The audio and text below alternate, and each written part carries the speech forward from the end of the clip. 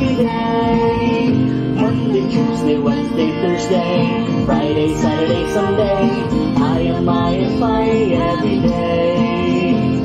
I worship God and serve the least, and everything I do my best, 'cause I am every day. I am every day. I every day. I am every day. I am every day. I every day. I am every day. I'll live my life like Jesus' way and teach my people simply, 'cause I am every day. Me and you and me, I in every way. We are every day.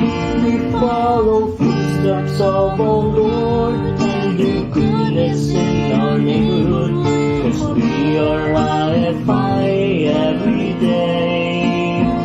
We follow footsteps of our Lord and do goodness in our neighborhood, 'cause we are every day. I every day.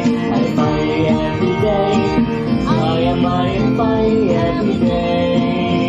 I every day. I every day. I am every day. I every day. I every day. I am every day. I every day. I every day. I am every day. I every day. I every day. I am every day. I every day. I every day. I am every day. For we are every day.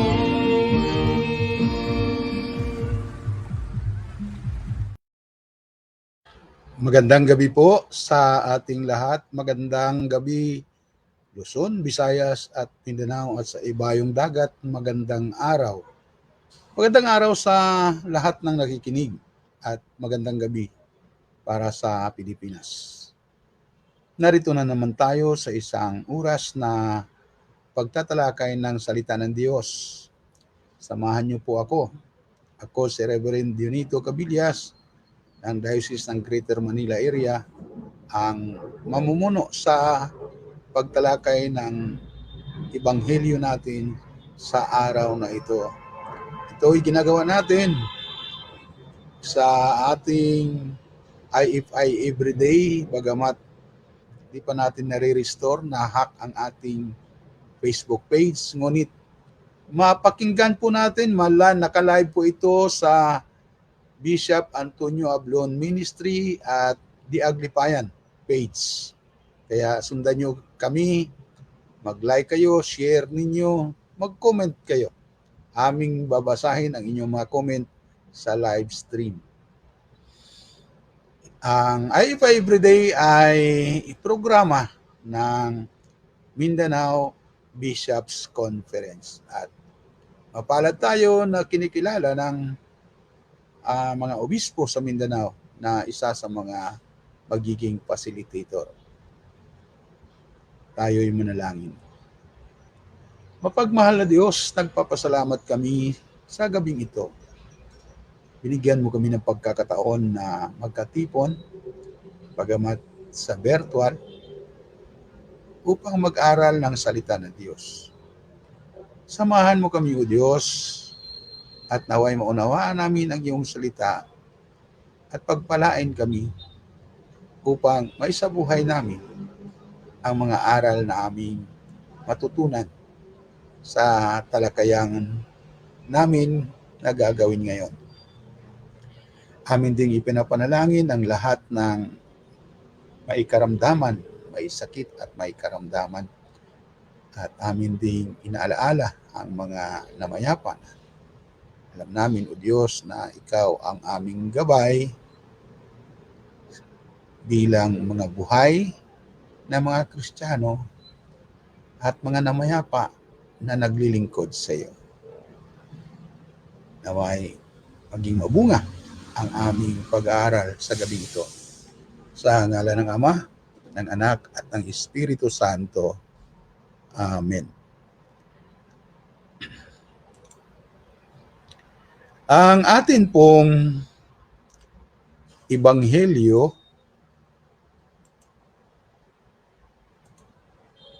sa araw na ito na kinuha natin sa IFI Ordo Kalendar ay ang Ebanghelyo ni San Juan, Kabanata 6, talata 1 hanggang 15. Ito po ay tungkol sa pagpapakain ng Panginoong Hesus sa maraming tao, mahigit 5,000. At pinamagatan ko po itong ating pag-aaral na nakakain ang lahat at nabusog. At ito ang teksto. Pagkatapos nito, tumawid si Jesus sa ibayo ng lawa ng Galilea na tinatawag ding lawa ng Tiberias.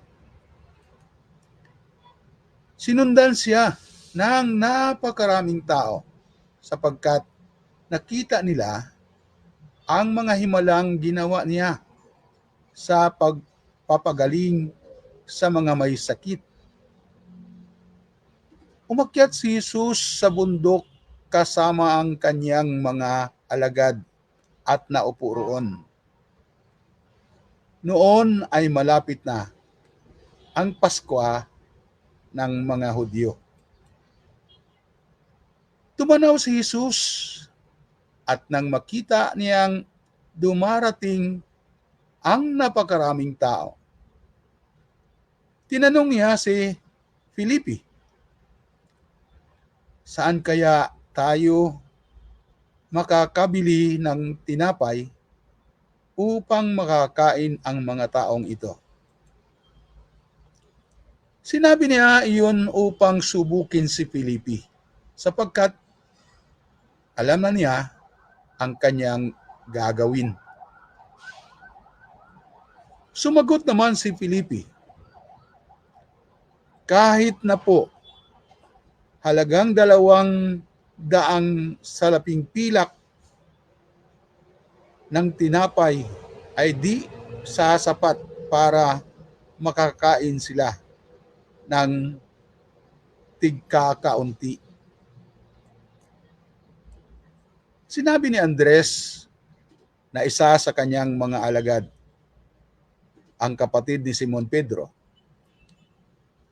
"Mayroon po ritong isang batang lalaki na may dalang 5 tinapay na asibada at 2 isda. Subalit, sasapat kaya ang mga ito?" "Paupuin ninyo ang mga tao," sabi ni Jesus. Madamo sa lugar na iyon. Umupo nga ang mga tao. Sa kanila'y may humigit kumulang sa 5,000 ang mga lalaki. Kinuha ni Jesus ang tinapay at matapos magpasalamat sa Diyos, ay ipinamahagi iyon sa mga taong nakaupo. Gayon din ang ginawa niya sa mga isda. Nakakain ang lahat at nabusog. Nang makakain na ang mga tao, sinabi ni Jesus sa mga alagad, "Ipunin ninyo ang lumabis ng di masayang."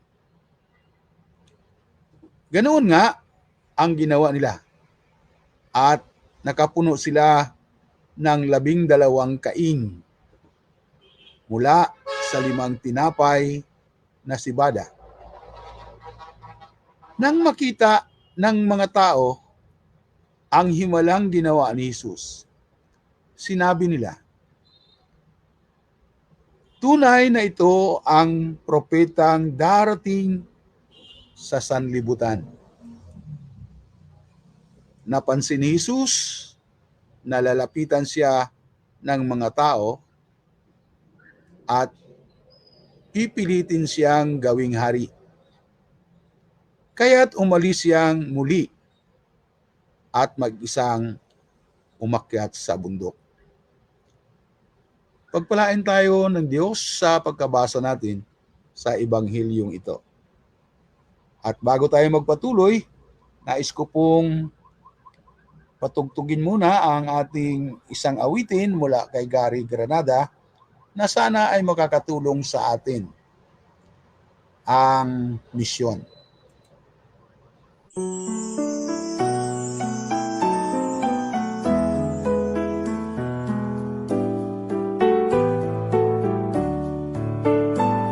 Hanggat may isang nagugutom, hanggat may isang nauuhaw, hanggat mayroong mga pusong nagdurusat, namamanglaw, hanggat mayroong naaalipin, sa layaw ay nalululong.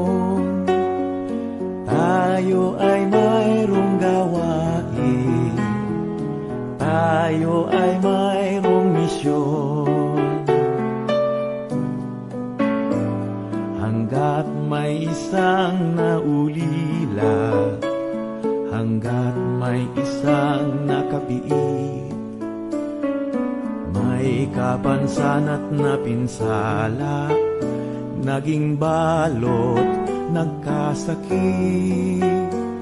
Hanggat may isip at damdamin, naghahagilap ng tugon.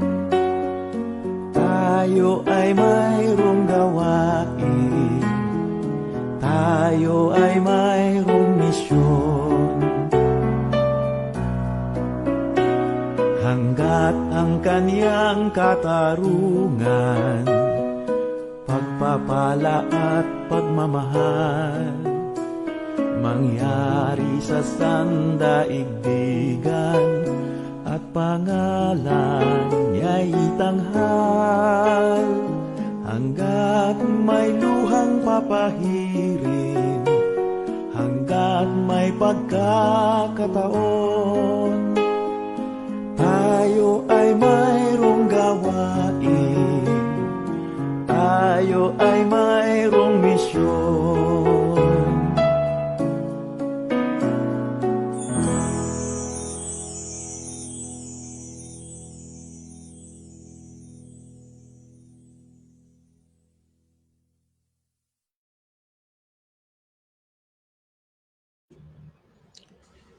Pasalamatan natin si Gary Granada sa kanyang napakagandang awitin na angkop sa ating binasa ngayon ng Ebanghelyo, ang pagpapakain ng mga nagugutom ay isa sa ministriya at misyon ng ating isang ministriya ng Panginoong Hesus, at ang misyon ay nawa sila ay ang mga taong nagugutom ay lumaya sa kanilang kalagayan. Magbigay lang tayo ng konting paliwanag bago tayo dumaloy sa refleksyon o pagninilay. Yung paliwanag dito, ang Juan, Kabanata 6, talata 1 hanggang 15, ay magbigay ng larawan sa isang tagpo ng isa sa mga ministriya ng Panginoong Hesus sa Galilea.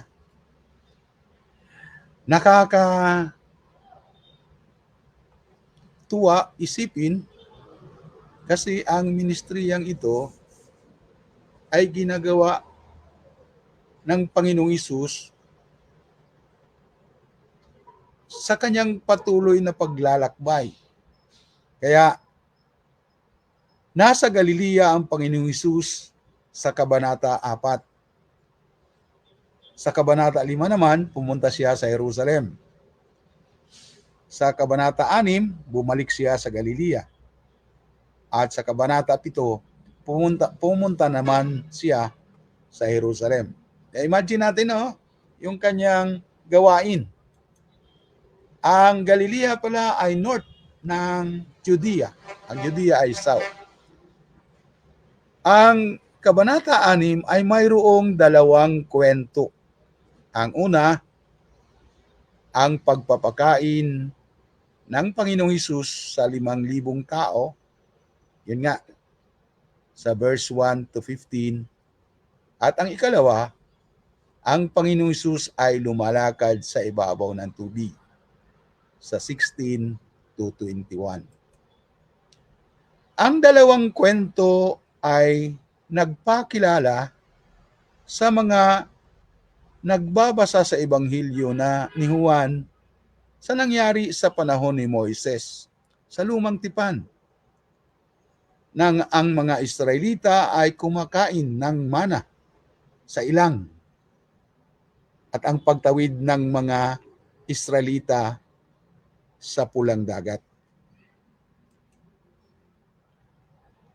Ang ibayo ng lawa ng Galilea ay ang silangang bahagi na tinatawag ding lawa ng Tiberias. Ang dagat ng Tiberias ay isang pangalan na matatagpuan lamang sa mga ebanghelyo ni Juan.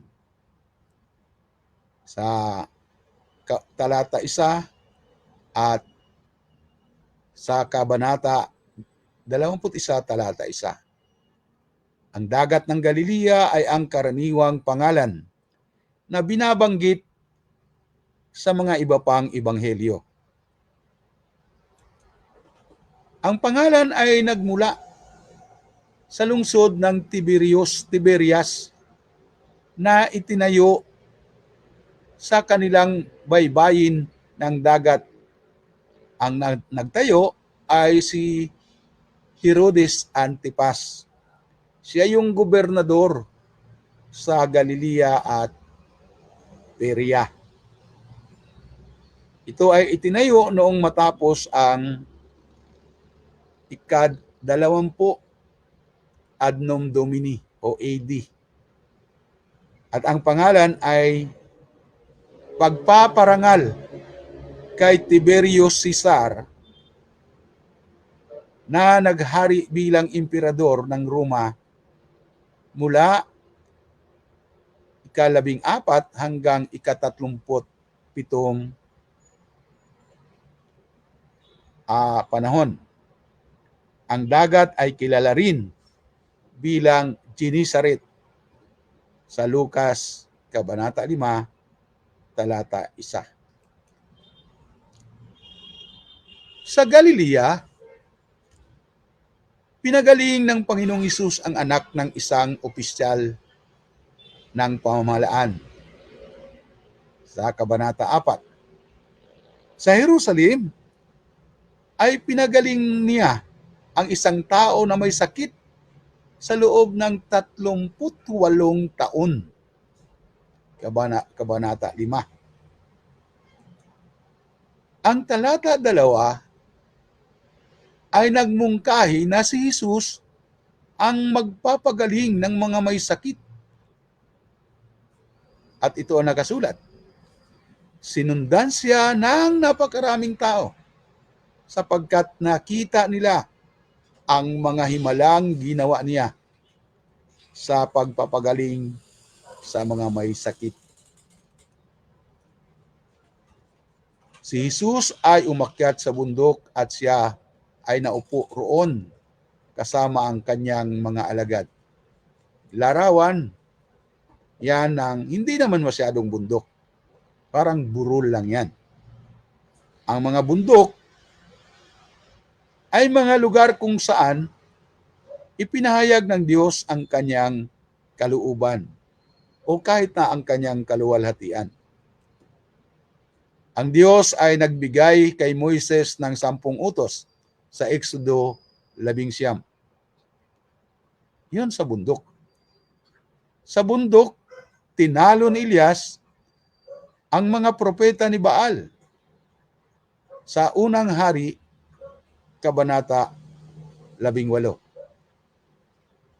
Ang pagbabagong anyo ng Panginoong Hesus sa Mateo 17, Marcos 9, Lucas 9 ay nangyari sa taas ng bundok.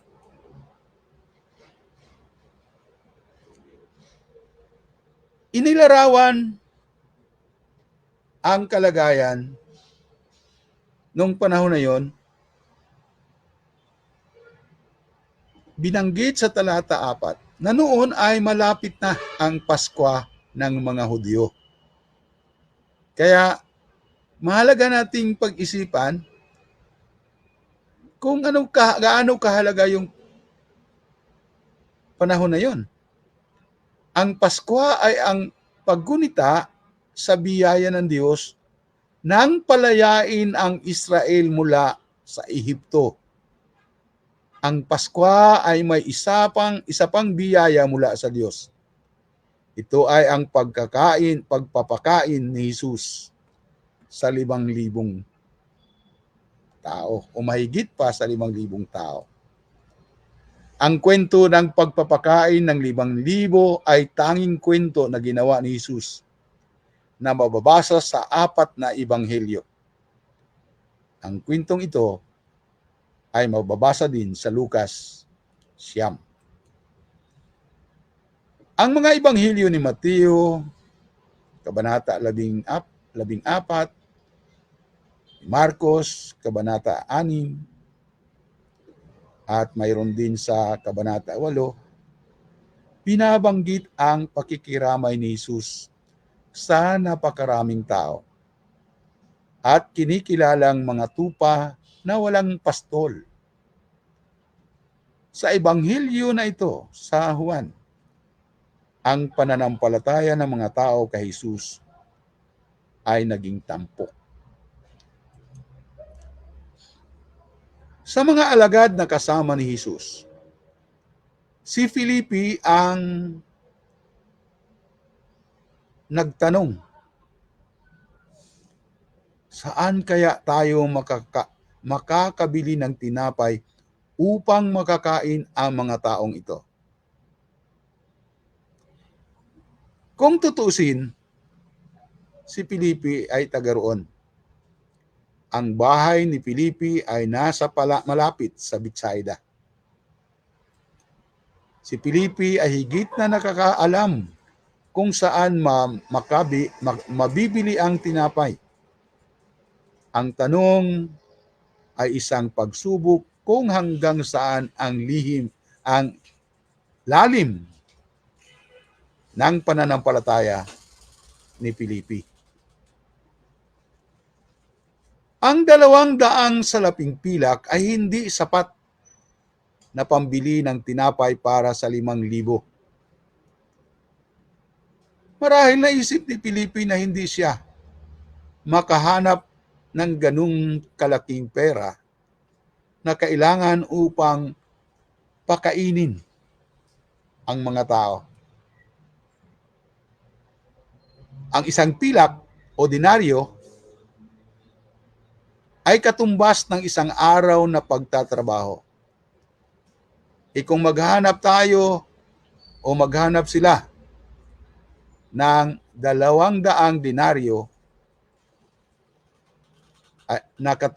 ito ay katumbas sa 6 na buwang pagtatrabaho ng isang tao. Kaya sinabi ni Felipe na kahit 200 salaping pilak na tinapay ay di sasapat para makakain sila ng tigkakaunti. Mabuti na lang, nakialam si Andres. Ligtas na si Felipe sa usapan. Sinabi ni Andres na isa sa kanyang mga alagad at kapatid ni Simon Pedro, mayroon po ritong isang batang lalaki na may 5 tinapay na sibada at 2 isda. Ngunit ganun pa rin. Subalit sasapat kaya ang mga ito? Sa talata 8 at 9. Ang mga tinapay na sibada o barle ay mababang uri na tinapay na karaniwang kinakain ng mga mahihirap na tao. Ito ay hindi gaanong makapagpalusog, hindi masarap, at mahirap na matutunaw sa tiyan kaysa tinapay na gawa sa trigo. So, magkaiba ang paglarawan niyan. Ang trigo, kinakain ng mga mayaman, ang sibada o barley ay sa mga mahihirap. Ang dalawang isda ay marahil maliit lamang na sapat para sa isang bata na may dala nito. Mabuti na lang, mabait ang bata na handang ibahagi ang kanyang baon. Sa pagbabahagi ng tinapay at isda, nakakain at nabusog silang lahat. Nakapag-ipon pa ang mga alagad ni Jesus ng 12 kaing na puno ng mga lumabis na pagkain. Ang ginawa ni Jesus sa mga tao ay pinaupo sa damuhan. Ang tinapay ay kanyang kinuha. Nagpasalamat siya sa Diyos at ibinahagi sa mga taong nakaupo. Ito ay paglalarawan na kailangan nila na maging mapayapa. Ang taong nakaupo ay dapat mapayapa sila habang kumakain. Ngunit naglalarawan din ito nagpapasalamat sa Diyos. Sa Ebanghelyo ni Mateo, ang tinapay lamang ang ibinahagi. Subalit dito, ang isda ay ibinahagi din. Sa ibang Ebanghelyo, ang mga alagad ang namamahagi sa tinapay. Dito, si Jesus mismo ang namamahagi. Maraming ginawang interpretasyon ang mga nagbabasa nito na maaring makatulong sa pagpapaliwanag sa kapangyarihan ni Jesus.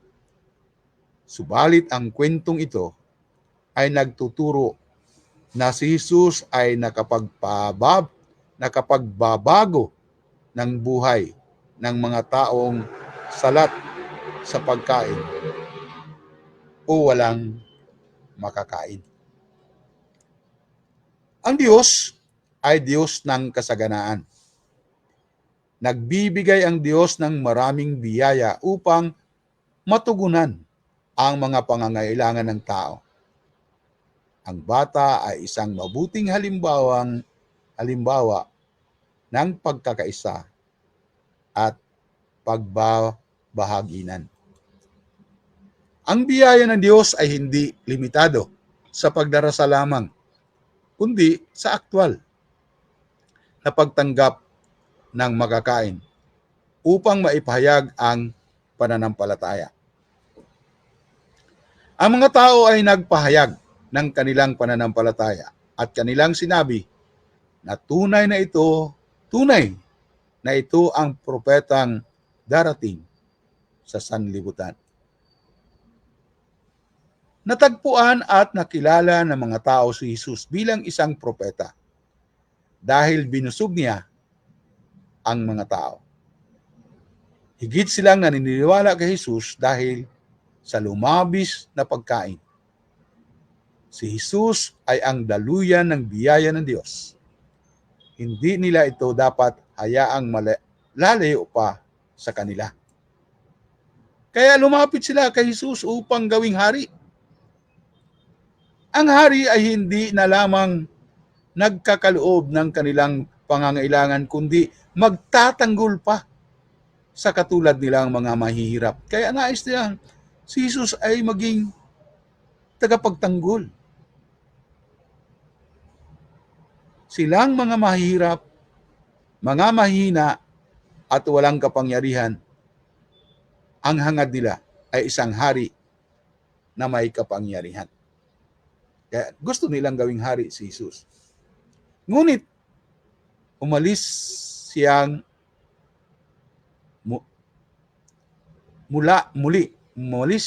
muli at mag-isang umakyat sa bundok. Ang iniisip ng mga tao ay ang kanilang interes. Mga tagapagtanggol sa kanila. Kaya nais ng mga tao na gawing ang kanilang hari ay maging kapiling nila, na magbibigay sa kanila, magtatanggol sa kanila, at ang kapakanan nila ang nauuna. Ngunit nakita natin ang Panginoong Hesus kung ano ang kanyang ginawa. Ang nasa isip naman ni Hesus ay ang kanyang ministeriya sa sanlibutan upang ang pananampalataya sa kanya ang magkaroon ng buhay na walang hanggan. At yan ay nakasulat sa Kabanata 3 sa Juan, talata 16. Mayroon po akong inihandang pagninilay, ngunit gusto ko pong makinig muna tayo ng isang awitin para makapag-isip din tayo kung paano tayo lumahok sa talakayan. Sana ay sasali kayo sa ating talakayan mamaya. I-post ninyo ang inyong comment sa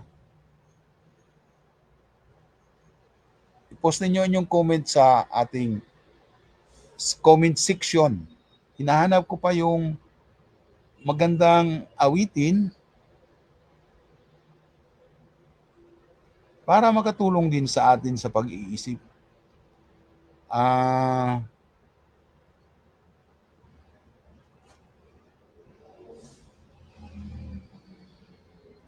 Kaso lang di ko makita. Sige, ito. Para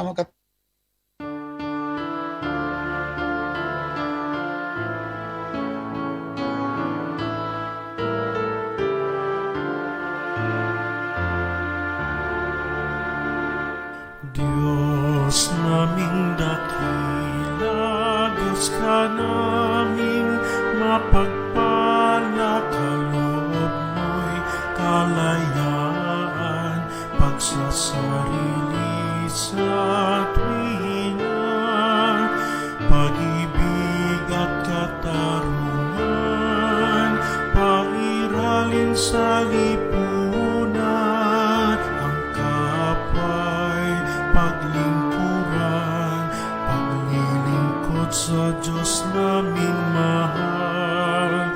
Taong bayan, magkaisa at magtulungan, nang makamit kaginhawaan ng bayang sinilangan.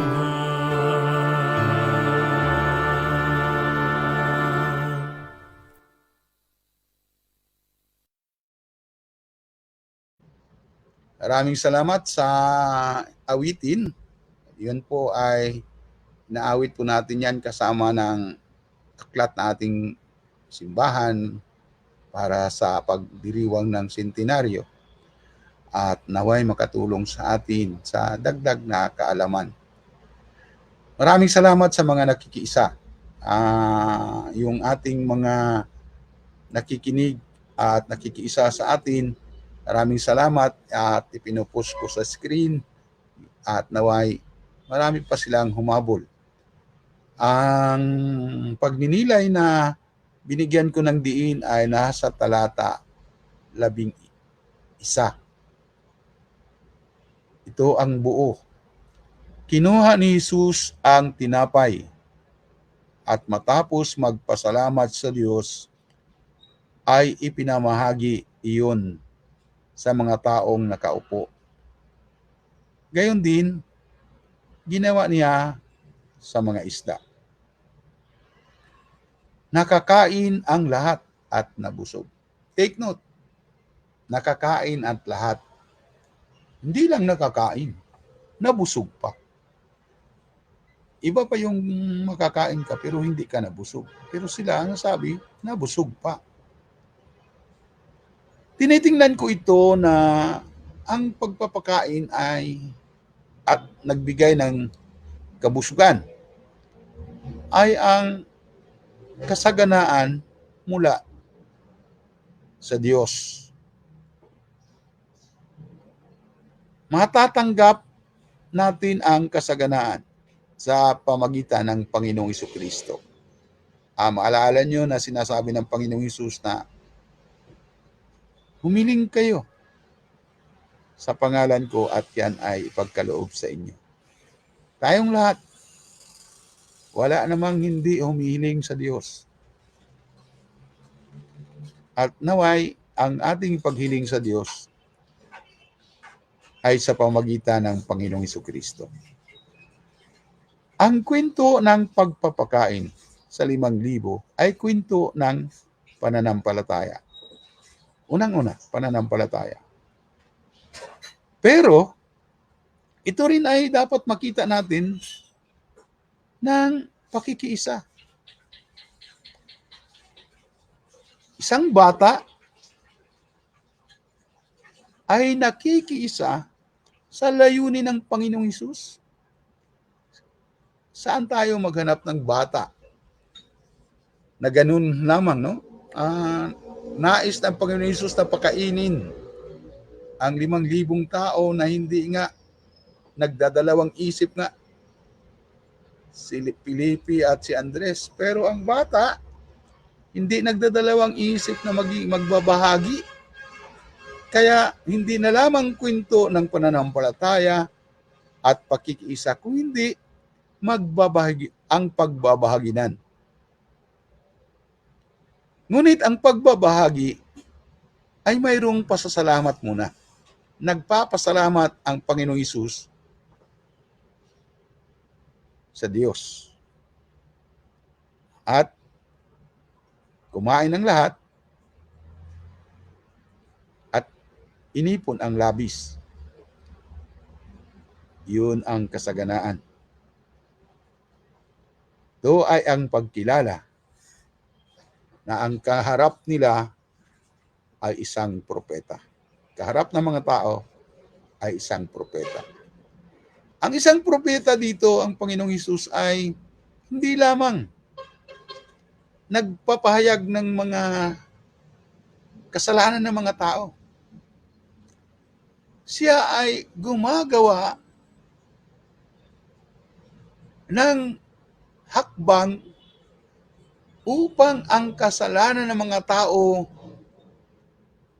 nagpapagutom sa kanila ay maituwid. Ang Panginoong Hesus mismo, pinapakita niya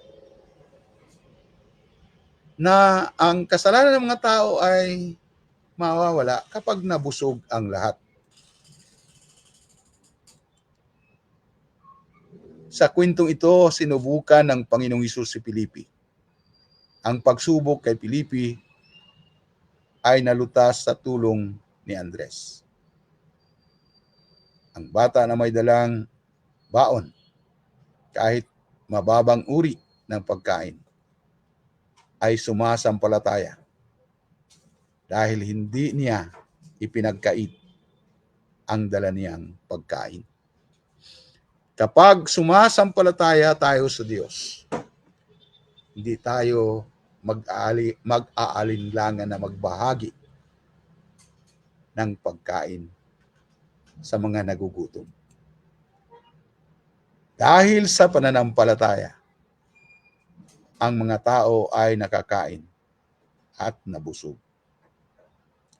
Dahil sa pananampalataya, ang mga alagad ay nakapag-ipon pa ng 12 kaing lumabis na pagkain. Ang pagkakaisa At ang pagbabahagi ng pagkain ay isang larawan ng paglaya mula sa isang makasariling kapakanan o interes. Dahil ang bata ay handa sa pagbabahagi sa kanyang pagkain,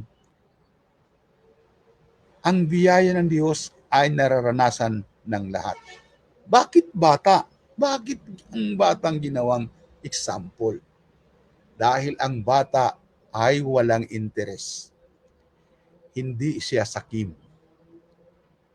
Ang bata ang ginawang larawan ng Panginoong Hesus sa mga alagad na nagtalo-talo kung sino ang pinakadakila. Sabi ng Panginoong Hesus, kung nais niyong maging dakila, tularan niyo ang isang bata. Ang mga alagad ay ang mga tao ay nakakain at nabusog. Ang mga tao ay pinakain at binusog ng Panginoong Hesus. Hindi lamang sa pamagitan ng kanyang habag, kundi sa pamagitan ng pagbibigay ng pagkain. Hindi sapat na mahabag lamang ang Panginoong Hesus sa napakaraming tao. Pinakain ng Panginoong Hesus ang nagugutom. Ang pagkain ay mahalaga sa buhay ng tao. Ang pagkain ay larawan ng kapunuan o abundance, tanda ng pagmamahal at kalinga sa mga kinalulugdan ng Diyos. Kaya ang pasasalamat ay gawain ng tao at kasaganaan ang tugon ng Diyos. Ang pasasalamat at kasaganaan ay hindi maaring magkahiwalay. Kung ang tao ay marunong magpasalamat sa Diyos, ang kasaganaan ay higit pang dadaloy sa kanilang buhay. Ang pagkilala sa isang propeta ay mahalaga sa buhay ng tao. Ang isang propeta ay sugo ng Diyos upang ipahayag ang katuwiran, pag-ibig, at katarungan ng Diyos. Bagamat hindi pumayag ang Panginoong Hesus na maging hari sa mga taong nabusog, siya ay magpapatuloy sa kanyang ministriya bilang propeta, hari at Mesiyas sa sangkatauhan. Tayong mga Kristiyano na nakaunawa sa kwentong ito, nawa ay mapupuno ng biyaya mula sa Diyos sa pamagitan ng Panginoong Hesukristo. At may time pa tayo. Pwede pa tayong lumahok, mag-comment kayo at samahan niyo ako habang patugtugin po muna natin ang isang awitin na magbibigay sa atin ng kasiglahan sapagkat ang Diyos ay kasama natin sa pamagitan ng kanyang Espiritu.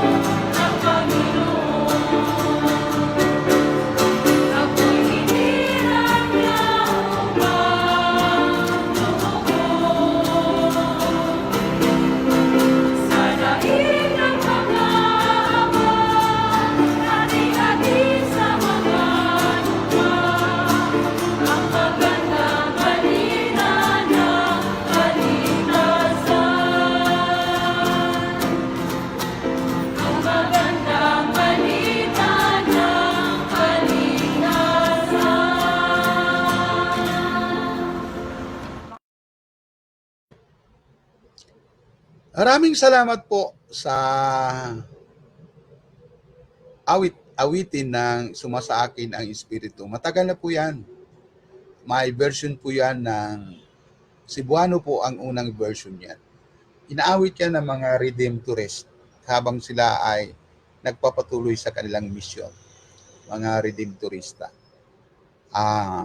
Nung panahon na yon, pinamunuan ni Brother Carl Gaspar ang mga Redemptorist mission team sa Mindanao.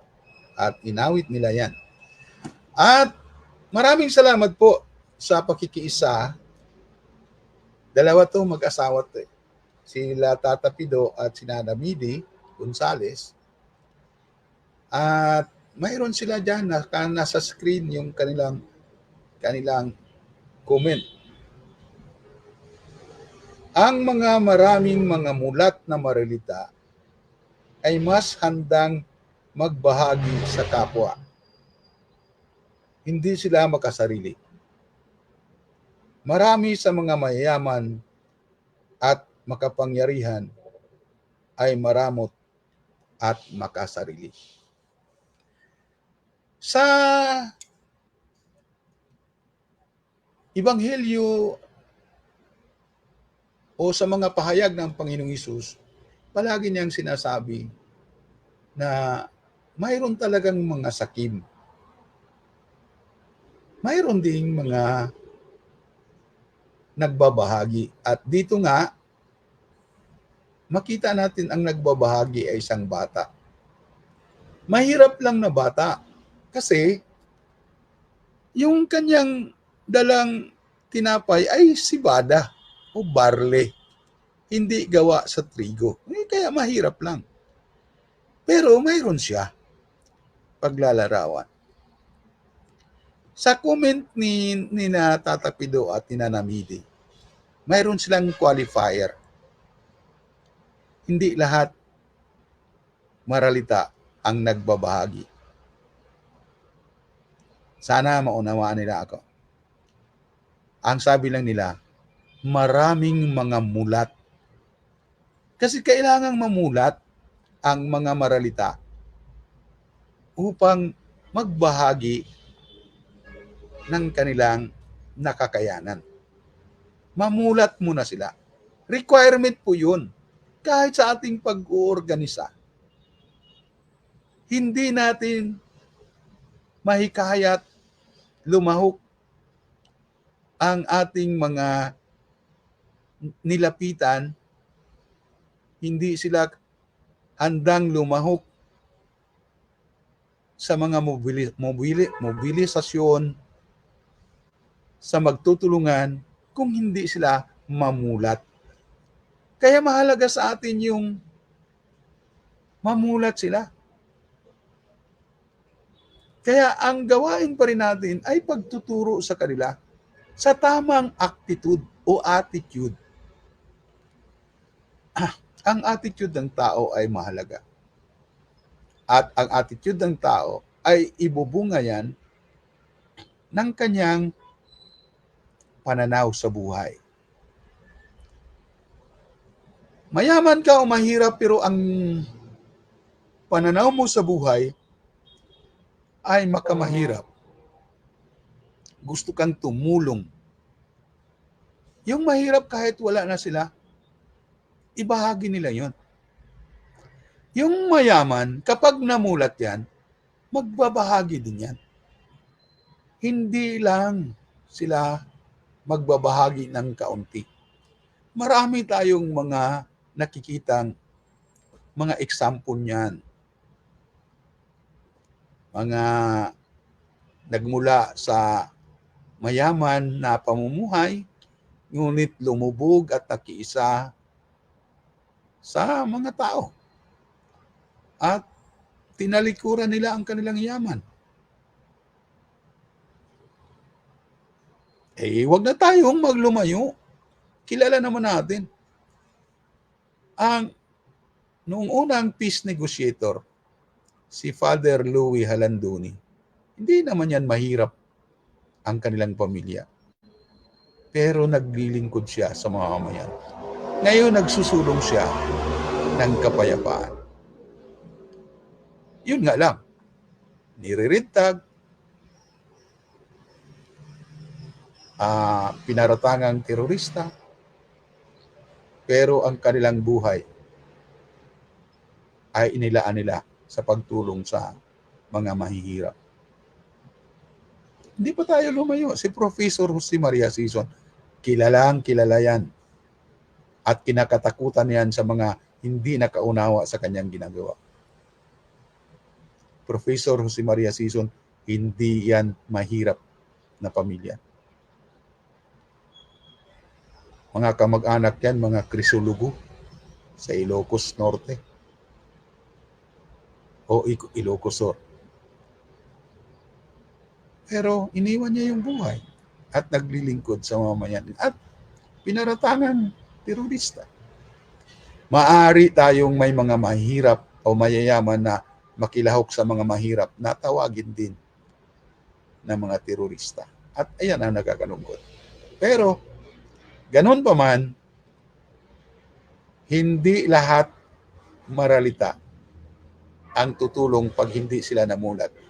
Pero mayroon ding mga mayaman kapag namulat, handang iwan ang kanilang ari-arian susunod sa Panginoong Hesus. Katulad ng mga alagad ng Panginoong Hesus, si Simon at Andres ay may kaya na mga mangingisda.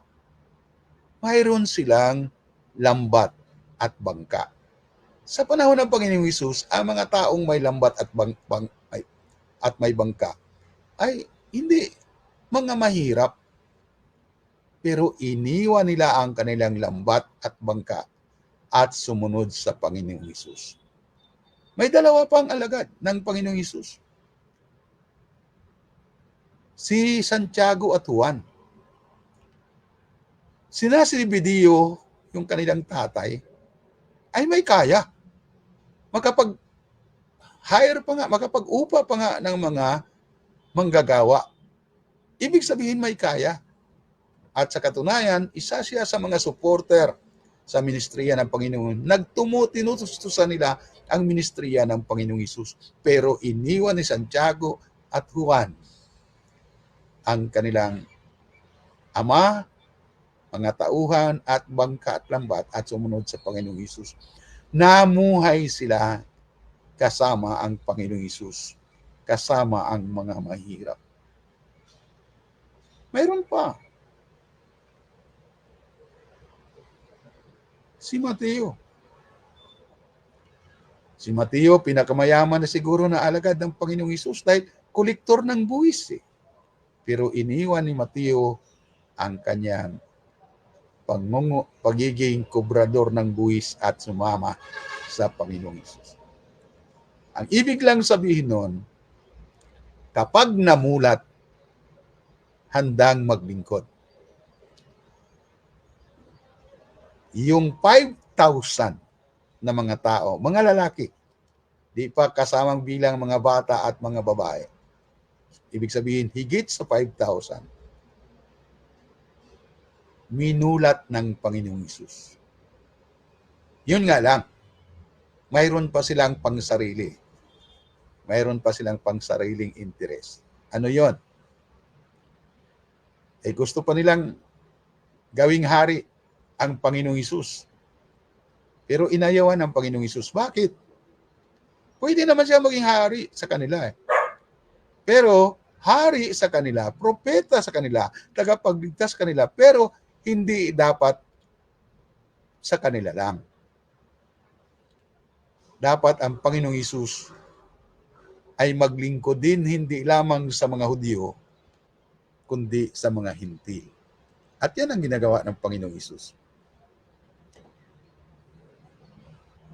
Mayroon pa bang comment? Mayroon pang gustong sumali? Kung wala ay yung mga hindi pa nakasubaybay sa atin, naway, o nakasunod sa atin, naway, pagpalain pa rin ng Diyos. Sila Dita, si Pads Warley, andyan pa sila, si Bishop Tunyo, na nanonood po sa atin, at Naway sa ating Bible study, matulungan tayo. Matanggap natin ang mga aral tungkol sa paghahari ng Diyos, tungkol sa kaharian ng Diyos. Naway, tulungan tayo ng Diyos na ating maunawaan ang mga salita ng Diyos. Sa ating pagtatapos, palagi kong pinatutugtog yung ama namin na version ni Gary Granada. Yung dakilang may likha, sapagkat maganda yon na awitin para sa atin. Hindi ko makita dito. Anyway, kasi subukan lang natin na matugtog natin. Tingnan natin.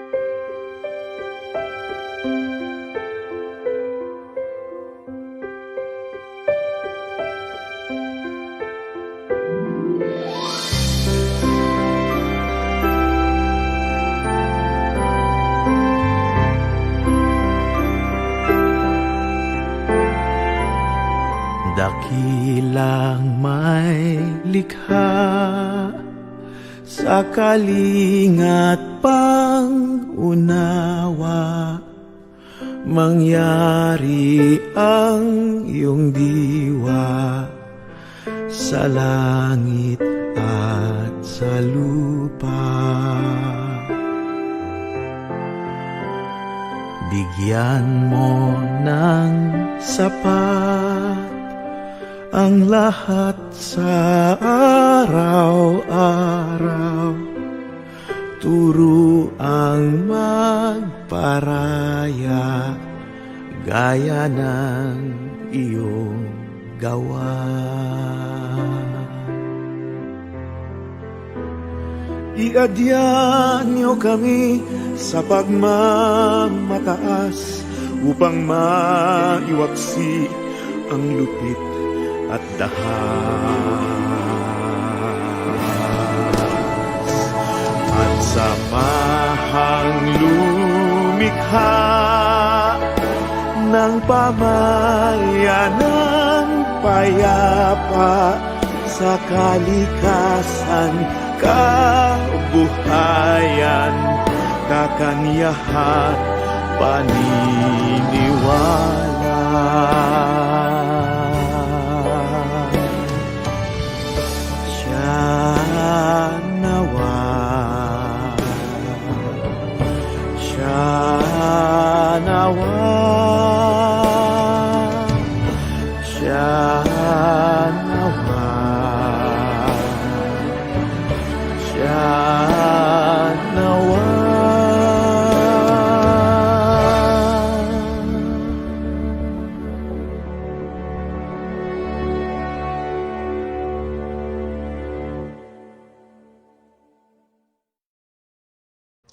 Salamatan natin si Gary Granada sa kanyang awitin, Dakilang May Likha. Sinabi ko na nga na yun ay version ng ama namin. At sa ating pagtatapos, pasalamatan natin ang lahat na nakiisa, lahat ng nakinig o sumusubaybay sa atin sa live stream. Maraming salamat po. Ang ating pong pakiusap na magbahagi tayo, mag-comment tayo at i-share ninyo ang Bible study para lumagana pa at yung mga hindi nakahabol sa gabing ito, makita nila at panoorin nila yan. Manalangin tayo sa pagtatapos. Maraming salamat o Diyos na binigyan mo kami ng pagkakataon na mag-aral ng salita ng Diyos. Naway ang natutunan namin ngayon ay aming isa sa buhay. Sa aming pagtulog na ay naway bigyan mo kami ng kapayapaan at magising na masigla sa paglilingkod sa iyo. at sa kapwa. Aming ipanalangin ang mga may sakit, lalong-lalo na sina Bishop Bart Espartero, si Bishop Raul Victorino ng Iglesia Unida Ecumenical, at sa lahat pa ng mga may karamdaman. Naway pagpalain mo sila, O Diyos. Ma-restore ang kanilang kalusugan. Mayroon din kami ipanalangin na bagamat sila ay aming ipanalangin din sa Sunday, pero banggitin na rin namin dito sina Rosita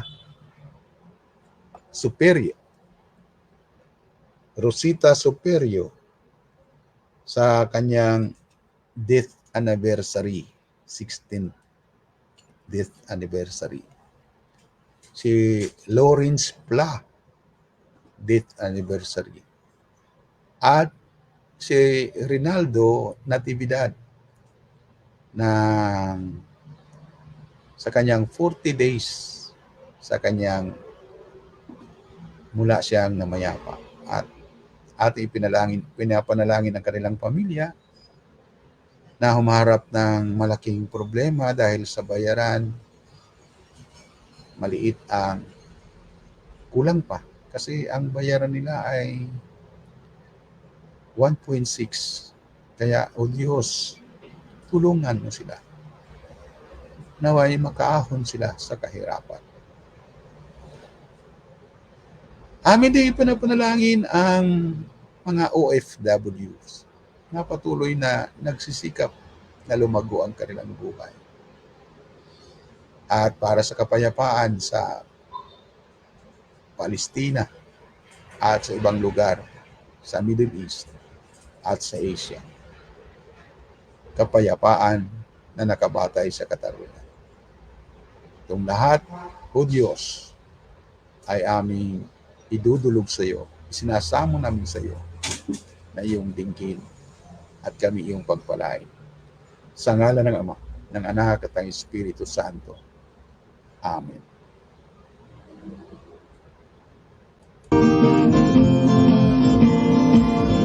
I pray every day, I pray every day, I am every day, I pray every day, I pray every day, I am every day.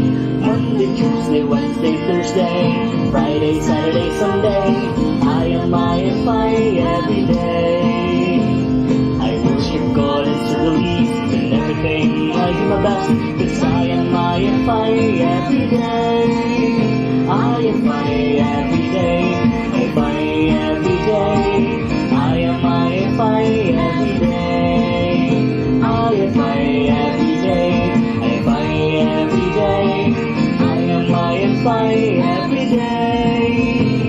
I'll live my life like Jesus' way and teach my people simply, 'cause I am every day. Me and you and me, I find in every way. We are every day. We follow footsteps of our Lord and do goodness in our neighborhood, 'cause we are every day. We follow footsteps of our Lord and do goodness in our neighborhood, 'cause we are every day. I pray every day. I pray every day. I am every day. I pray every day. I pray every day. I am every day. I pray every day. I pray every day. I am every day. I pray every day. I pray every day. I am every day. I pray every day. I pray every day. I am every day. I pray every day. I pray every day. I am every day. For we are IFI every day. IFI Everyday. Maraming salamat po sa inyong patuloy na pagsubaybay sa ating programa sa bawat gabi sa ating Bible Study Session. Dito lang po sa ating FB page, IFI Everyday. Muli, maraming salamat. Nawa tayo ay pagpalain ng Diyos. Sa ngalan ng Ama, ng Anak, at ng Espiritu Santo. Amen.